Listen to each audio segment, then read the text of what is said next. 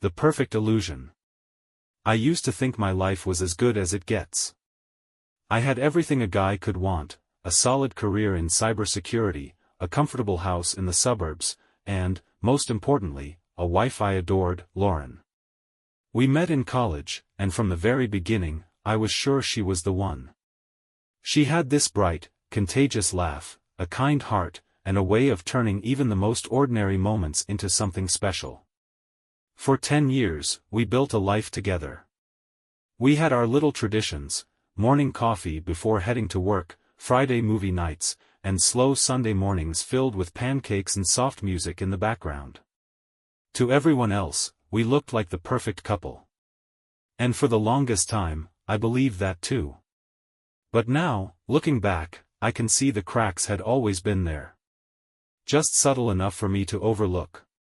Or maybe, deep down, I chose not to see them. It started with small things. Lauren seemed distant, distracted. She'd stay out late for work meetings, always keeping her phone face down on the table. When I asked how her day was, her answers felt scripted. But love makes you blind, doesn't it? I told myself she was just overwhelmed, that it was just a rough patch, that what we had was too strong to fall apart. Then one night, I came across the first undeniable sign that something wasn't right. Lauren had gone to take a shower, leaving her laptop open on the dining table. Normally, I wouldn't even think about looking at her screen, but a message popped up, and my eyes instinctively followed it. I can't wait to see you again. Last night was amazing. Red heart. My stomach turned. My hands went cold. I blinked, hoping I had misread it. But the words were right there, clear as day. A text from someone named Jason. I sat there, frozen, my heart pounding in my ears. The logical part of me tried to stay calm, told me not to jump to conclusions. But I already knew the truth. My wife, the woman I had loved and trusted for a decade, was cheating on me. When she walked out of the bathroom, I forced myself to act normal. I couldn't confront her. Not yet. Not without undeniable proof. If I was going to uncover the truth, I had to be smart about it. And more importantly, I had to make sure that when the moment came, she wouldn't see it coming. The web of lies. That night, I barely slept. My mind wouldn't stop racing. Who was Jason? How long had this been going on? And, most importantly, how could I make sure Lauren never saw my next move coming? The next morning, I played my part like nothing had changed. I kissed her forehead before heading to work, told her I loved her, and watched as she smiled back, completely oblivious that I knew her dirty little secret. But one text message wasn't enough. If I confronted her now, she'd twist the story, make excuses, gaslight me into believing it was all in my head. No, I needed solid proof. So I did what I do best, I investigated. That night, while she was in the shower, I unlocked her phone. She had never changed her passcode, it was still our anniversary. The irony of that stung. I checked her messages. Nothing. Every text with Jason had been erased. But she wasn't careful enough. Her call log still had traces of him, long, frequent calls, always late at night. Then I checked her emails. And there it was. A hotel reservation. One room. One king-sized bed. Her name. And his. My chest tightened, but my hand stayed steady. I had the proof I needed. Now, I just had to find out who Jason really was. I searched through her contacts, but there was no last name, just Jason. So I went back to the hotel confirmation email. That gave me what I needed, Jason Clarkson. It didn't take me long to track him down. A little social media digging, some quick searches, and I found him. Jason Hugh Clarkson, Regional Sales Director at some pharmaceutical company downtown. And then I found something even more interesting. He was married. That changed everything. At that moment, I realized exposing Lauren wouldn't be enough. No, I wanted to watch her entire world collapse. The plan takes shape. Knowing that Jason was married changed the entire game. This wasn't just my life being destroyed, it was his too. And if Lauren thought she could sneak around behind my back and walk away unscathed, she was dead wrong. For the next few days, I played my role to perfection. I smiled. I laughed. I kissed her goodnight. And all the while, I was gathering every piece of evidence I needed. I started watching her more closely. It wasn't hard, Lauren was a creature of habit. Work, gym, dinner with friends, and then those late nights where she was supposedly drowning in work. I stayed in the background, tracking her every move, waiting for her to slip up. It didn't take long. One evening, instead of coming home after her busy night at the office, she drove straight to the downtown Marriott. I gripped the steering wheel, watching from a distance as she stepped inside, phone in hand, a little smirk on her face. A few minutes later, he arrived. Jason Clarkson. I watched as he walked right up to her in the lobby, leaned in, and kissed her cheek. Then, together, they disappeared into the elevator. That was all I needed. I took photos. I recorded videos. Every piece of evidence was time-stamped, undeniable proof of her betrayal. And then? Then, I set my plan in motion. The risky move. The next day, I took a calculated gamble. I reached out to Jason's wife, Rachel. At first, she was wary. I could hear the hesitation in her voice when she answered my call, probably wondering why a stranger was reaching out to her. But as soon as I sent her the photos, the messages, the hotel reservation, solid proof of what was happening, her breath hitched. She didn't break down. She didn't scream. She just whispered, "Thank you." And just like that, the game changed. But I wasn't finished. If Lauren and Jason wanted to play dirty, they had no idea what real betrayal looked like. Setting the trap. That night, Rachel and I talked for hours. She wasn't just hurt, she was furious. The kind of anger that doesn't just simmer but spreads like wildfire. We were two people who had been deceived, and now we had a shared goal: make them pay. We put together a plan. The first step? Let them think everything was fine. I continued playing the role of the loving husband, giving Lauren no reason to suspect a thing. Rachel did the same with Jason. We needed them relaxed, comfortable, completely unaware of the storm about to hit them. Then, we struck where it would hurt the most, their perfect little fantasy. Rachel came up with the idea of a fake romantic getaway. She sent Jason a message from her usual number, pretending to be forgiving, saying she wanted to reconnect. I did the same with Lauren, telling her I had planned a surprise weekend trip just for us, to rekindle our love. They bought it. Hook, line, and sinker. The setup was simple: lure them both to the same high-end resort, at the same time, under false pretenses. A luxury suite, a dinner reservation, champagne, the works. Everything they'd expect from a perfect, secret rendezvous. Only instead of passion, they'd be walking straight into disaster. The morning of the setup, I watched Lauren pack her bags, humming a tune, completely oblivious. She kissed me goodbye, smiled, and said she couldn't wait to see me there. I kissed her back and let her walk straight into her own destruction. An hour before they arrived, Rachel and I met in the hotel lobby. We checked into their suite, set up everything, and waited. Then, right on time, they walked in. Lauren froze the second she saw me standing there. The color drained from her face. Jason, caught mid-step, looked like a deer in headlights as Rachel calmly held up a folder, the evidence. Pictures, texts, hotel bills. "Surprise," I said, my voice laced with venom. Lauren opened her mouth, probably searching for a lie, but I shut it down before she could speak. Don't lie. I have everything. Rachel tossed the folder onto the bed. Jason, I already called my lawyer. I hope she was worth it. I turned to Lauren. And you? You're about to find out exactly what it feels like to lose everything.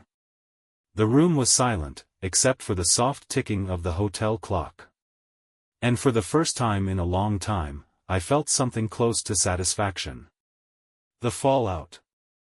Lauren's lips trembled, but no words came out. Jason shifted forward slightly, hands up, like he thought he could smooth this over. Listen, man, this isn't. I laughed, cutting him off. Save it, Jason. You were careless. I have proof of everything. You think you can talk your way out of this? Not today. Rachel's grip tightened on the folder. I trusted you, Jason. I gave you everything. And for what? Some cheap hotel affair? Her voice cracked, but she didn't let the emotion take over. She stood her ground. Lauren finally found her voice. I didn't mean for this to happen. I raised an eyebrow. Oh, really? You didn't mean to sneak around? Lie to my face? Make hotel reservations behind my back? I let out a slow breath, steadying myself. You meant every single thing you did, Lauren. The only thing you didn't plan for was getting caught. Jason turned to Rachel, desperate. Babe, please, we can talk about this. Rachel scoffed. Babe? Oh, we'll talk. But only through our lawyers. The weight of it all sank in. They weren't talking their way out of this. There was no excuse, no clever manipulation that could undo what they had done. I looked Lauren straight in the eye. I want you out of the house by tomorrow. Her eyes widened in shock. Wait, what? The final blow. You heard me. While you were busy betraying me, I was busy packing your things. They're waiting for you by the front door. Her face twisted in disbelief. You can't just throw me out, she shrieked, desperation creeping into her voice. I tilted my head. Actually, I can. And I already filed for divorce. You'll be hearing from my lawyer soon. Rachel turned to Jason, her expression ice cold. And you? I'll make sure you don't walk away with a single cent more than you deserve. Hope she was worth it. Jason's face darkened, his voice desperate. Rachel, please, don't do this. She let out a sharp, bitter laugh. Oh, I'm not doing anything. You did this to yourself. Lauren turned back to me, her eyes glistening with unshed tears. I made a mistake. Please, we can fix this. I met her gaze, my voice steady. No, Lauren. Some things can't be fixed. Silence fell over the room. And for the first time in a long time, I felt free. Rebuilding from the ashes. The moment I walked out of that hotel room, it was like a weight had been lifted. I had spent so much time drowning in betrayal, anger, and heartbreak, but now I was finally free. Lauren was no longer my burden. Her lies, her selfishness, her destruction, it was all hers to carry now. I drove home in silence, the reality of everything settling in. Soon, the house would be empty. No more shared breakfasts. No more fake smiles hiding her secrets. And you know what? I wasn't sad. I was relieved. The next morning, I got up early and changed the locks. Her bags were already packed and waiting outside. I wasn't interested in another lie, another excuse. She had made her choices, now she had to live with them. That afternoon, Rachel texted me. Jason's furious, she wrote. Said I ruined his life. As if he didn't do it himself. I smirked at my phone. They really thought they'd get away with it. Yeah. But we got the last laugh. And we did. The next few weeks were about me. I hit the gym harder than ever. I reconnected with old friends. I started actually living again, without constantly wondering what Lauren was up to behind my back. One evening, Rachel called. "So, what now?" I thought for a moment. Now we move on. We take what they did to us and use it to become stronger." She chuckled. I like the sound of that. For the first time in weeks, I found myself laughing, not out of bitterness, not out of sarcasm, but because I was actually happy. The unexpected turn. Just when I thought it was all behind me, Lauren showed up at my office. I almost did a double take when I saw her standing at reception, disheveled, desperate, completely unlike the confident woman who once thought she could get away with everything. "Please, just hear me out," she begged. I leaned against the desk, crossing my arms. "Give me one good reason why I should." Her eyes welled with tears. "Because I made a mistake. I lost everything, and I don't know what to do." I let out a dry, humorless laugh.